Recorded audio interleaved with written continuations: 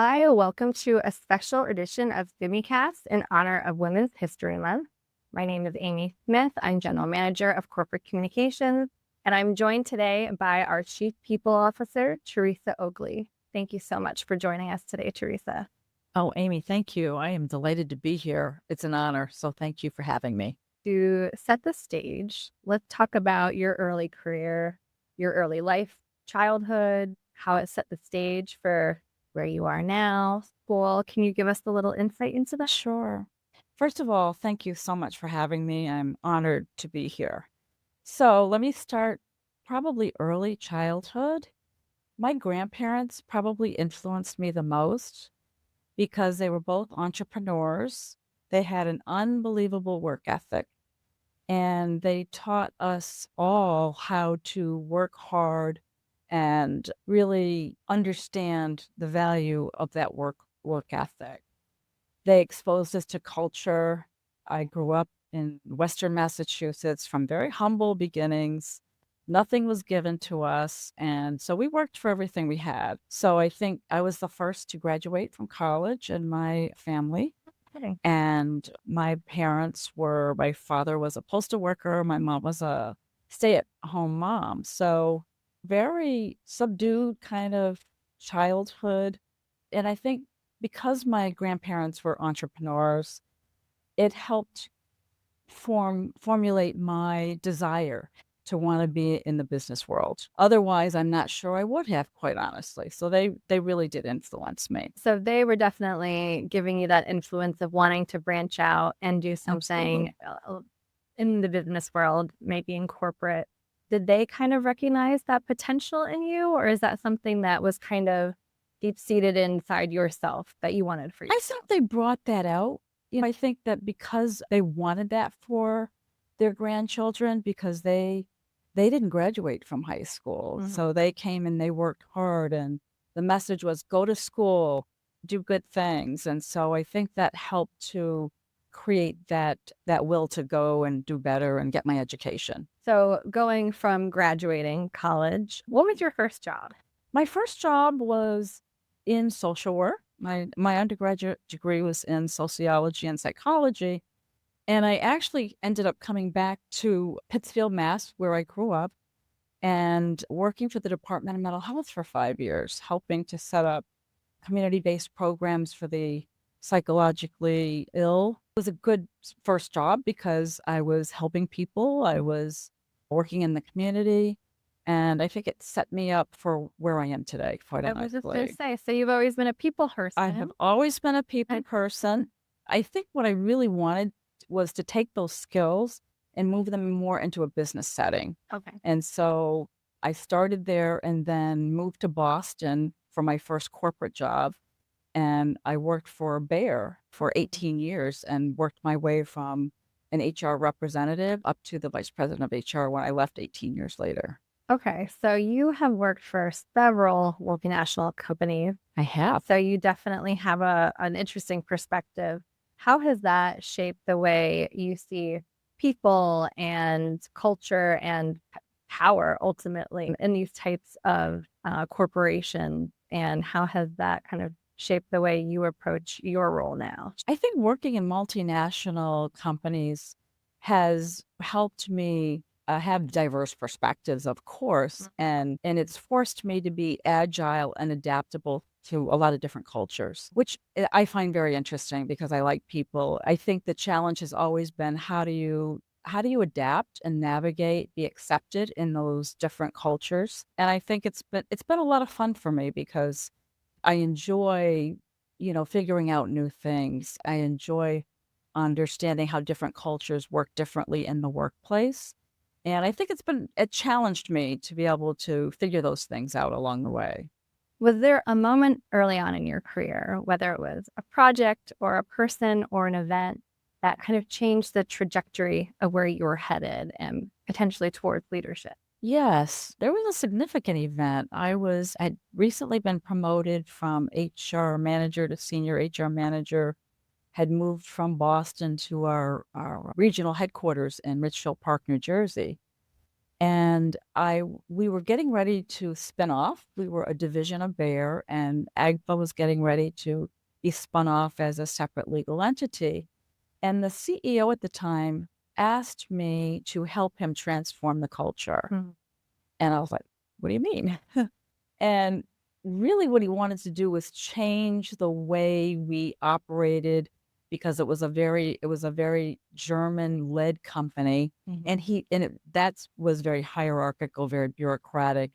We weren't and he felt like people were not empowered, and the decision-making was being made at very high levels in the organization. So he wanted me to lead an effort to figure out how we could create a different work environment to transform the culture where managers were empowering their people, where managers were making decisions at the right level in the organization, that we were rewarding people for taking those risks and feeling good about the organization. So he gave me a pot of money to do this with. I put together a cross functional team, and we deliberately put together initiatives to help create this new work environment. We had back in the day, it was called continuous improvement process, and we put together teams where teams could come in and make suggestions about innovative ideas that would improve the environment, and then we would reward them. We created the values for the organization to live by, and we really were successful in creating a culture that was different from our parent company and one which the senior leadership team embraced. And that was not easy because most of them were German, and they were like, "What are we doing?" But at the end of the day, I felt like we really were able to create this new culture to match our new corporate identity. So change management initiatives are no easy feat. No. Was there any moment during that time when you were given that task where you were like, "Yikes, I'm like, this is above what I think I can do"? Did you ever second guess yourself? Oh, of course. First of all, it was uncharted territory, and there was a lot of resistance because people don't like change in general, right? But I think, one of the things that I learned early on is when you're going through transformation, it's important to know who those resistors are and embrace them. And so, for example, this was 20 years ago when we were implementing flexible work arrangements. And there was some resistance, and I remember having a conversation with a senior manager to find out, "Well, what are you afraid of? What's the matter?" And it was about, "If I don't see them, they might not be working," that kind of thing. And so I asked him to pilot it with a new mother who needed some flexibility to work from home with her. She was a single mother, and he didn't wanna lose her, and so we had a very good conversation about the fact that these flexible work arrangements might be helpful for her career, and it worked, and so I was able to win him over. But I think in in transformational initiatives, one has to be prepared for the resistance. One has to also be prepared for pivoting because you never know how people may perceive, and a lot of it was embraced, but there were bumps along the way that you needed to be able to pivot. So being agile is obviously really important Yeah. in that kind of role. Yes. Curious, and throughout your career, whether it's something that you've built or that you possess now, where do you feel like you're really working within your genius? Those skills that come really naturally to you, where things are really feeling like a breeze that you're energized around. What kind of skills are you bringing to the table? I think influence is probably the number one thing. In my role as a chief people officer, having spent most of my career in HR, most of the time our our contributions are influencing others to help them see a better way, help them influence for their development. And I think that's a really important skill to have. I don't always have direct responsibility, so through influence is how I get a lot of the work done that I do. How do you make sure people notice that strength in you, whether it's for with influence or any other the skills that you possess? How do you get people to notice your strength without feeling like a PR machine for yourself, but making it feel more. Yeah, that's a delicate balance. I think authenticity is really key. Yeah. Being yourself, people know when you're not, right? And I think you always have to be aware of how you show up. And being authentic, I think, is a really important way for people to, or for me to be accessible and for people to know that I really care. I think authenticity, I think empathy is another thing that's important, particularly in my role, so that people feel like I am accessible or approachable. Conversely, what kind of skills did you need to really grow in yourself or that didn't come naturally that rising to the level that you're at now, you recognize you needed to accumulate throughout your career? Yeah, I think executive presence is one of those things I really worked on, and that comes with time, and it comes with experience, and it comes with just being comfortable with yourself. I also think being vulnerable is a part of that. I think early on, if you had asked me, what are one of the things that you think leadership represents? I would have never said vulnerability. But today I understand that it's an important place to be because none of us are perfect. We all have something that we can learn. And I think that's an important skill or an important trait to have because you never stop learning, always learning something new. And when you're vulnerable, you're real. People understand. And that just, I think, breeds it helps with your credibility. It helps build relationships because they know that you've been there, you've done some things that they probably are struggling with. I struggled with. Look, I had failures just like everybody else in their journey. And so you learn from them and you try to help others not make the same mistakes, perhaps. Mhm. So that vulnerability you really think help people connect with you because it shows them that you're human and that you've I hope potentially have so. been there I before. sure hope so. That's the intent. I think I've been very fortunate that I've had people that have paid it forward and helped me in my career, and I think those are some of the things that are important to me because I've been very lucky to have people in my career that had an interest in my success, had an interest in my development, and I think those are the things that I think that excite me about my role. So you mentioned that you've had failures before. Do you Yes. care to share any failures that might have turned into learning moments? Yeah. Sure. I think one of my key learnings is about picking your battles, right? You can be right, but it doesn't matter if someone else is not accepting your recommendations. And I was at an organization working for a who we didn't get along. He didn't like what I had to offer for whatever reason. And I don't know, I was determined to try to win him over and be right, and it didn't end well. He just didn't we didn't see eye to eye on anything, and I remember trying really hard, but that was not the right answer. Backing off was probably the better route to go, but for me, the learning was pick your battles. You may be right, but if they're not buying the solution that you are delivering, then you got to move on. You have to pick another battle. Go pick an open door that's not closed. And so that was probably my biggest learning. And I was so determined to be right. But at the end of the day, it was at a cost. And I regret having pushed too hard. I think what I learned from that is that sometimes you just have to know when to give up or when to pass. You just can't win all those battles. You got to pick your battle. Good advice. Okay, so let's put on your CPO hat now. Yeah. And I have some data points that I want to share with you. In the spirit of it being Women's History Month, I would love to get your insight on some of these statistics. And being a CPO, having that leadership lens, look at it and hopefully giving us the insight to the future. In the latest Women in Workplace report, they found something pretty interesting.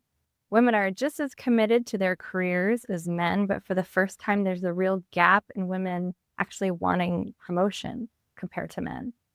So What do you think could be the cause of this, just from your own ideas and insight? Do you think this is an ambition problem, or do you think this is a support problem in the workplace? That's a tough one. I'm sure the pandemic hasn't helped. I think it changed our lives forever, Mhm. and people rethought what was important to them, and family became a lot more important given some of the things that families went through, and people rethought that. I think that's a big part of it. But I think it also depends on the work environment that we're in. I think not all work environments support women and work-life balance and those kinds of things, and others do. And I think if you have the ambition, it's important for you to find the right work environment that works for you. Mhm. But I don't think it's an ambition issue because I think people make their choices. I think it's more about that support. Where can I find that support to be able to make the career moves that I want to make in an organization? Okay, so as someone who has a seat at the table, how do you approach the decision-making process, perhaps when you are on a different side of the fence as others? Yeah. Is it better to push, or when do you know when to partner? Yeah, I think those are all decisions you have to make in the moment. Mhm. And I think it depends on the topic, but when you want to influence people and you don't agree with them, and I think this is nuanced, right? It's about understanding the other's perspectives. I always try to think of win-win solutions. I think giving people options, like if you don't agree, but have you thought about have I think it's important to have a conversation and not come across as I have all the answers. You might have all the answers, but or you might have the answer that you think is the best, but how you get that across, I think is really it's important to be looked upon as contributing to the conversation, brainstorming, being collaborative. How you show up matters. You don't have to be the biggest voice in the room.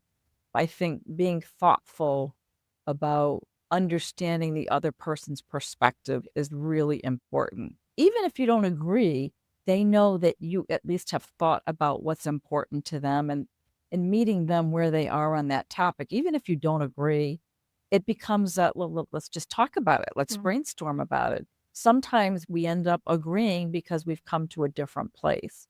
But I think healthy debate is fine.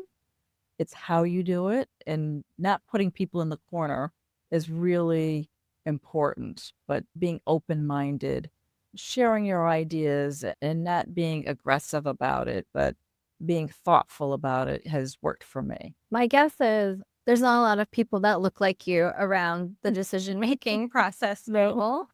And do you feel like the fact that you are bringing a different perspective just because you are bringing a completely different reality and life context to the table, you're helping making better decisions because you're bringing a context that isn't there? I certainly like to think so. I do bring a different perspective, and I think some people are interested and some are not. I mean, Mhm. let's be honest. Sometimes it works and sometimes it doesn't, but you take the wins when you can. I've been very fortunate in my career where I've been able to, I think, bring solutions that make sense, that are holistic in nature, and I think those things get appreciated. Yeah. I think for me as an HR professional, knowing the business brings a lot of credibility to the because if they think you're just an HR professional, it doesn't bring as much weight as I'm a business person first who happens to be in HR. That's how I look at myself, Mhm. and I think that that helps build credibility. I wanna bring solutions to the table that are gonna help further the business. It might be people focused, but at the end of the day, if people aren't doing what we need them to do, it impacts the business. So I think trying to make that connection for the business leaders helps that Mhm. conversation, helps me be able to influence where I think I should. So when you're finding yourselves in those situations and you're having leadership discussions, I'm curious, you have a background in change management and you shared a story about that. What is it about organizations in general that say they want transformation, but then where are they usually not prepared to go, or what are they not prepared to give up to achieve that transformation? There's a fear. People don't like change in general, even if logically it makes sense. Personally, people either have a fear of lack of letting go of control, Mm.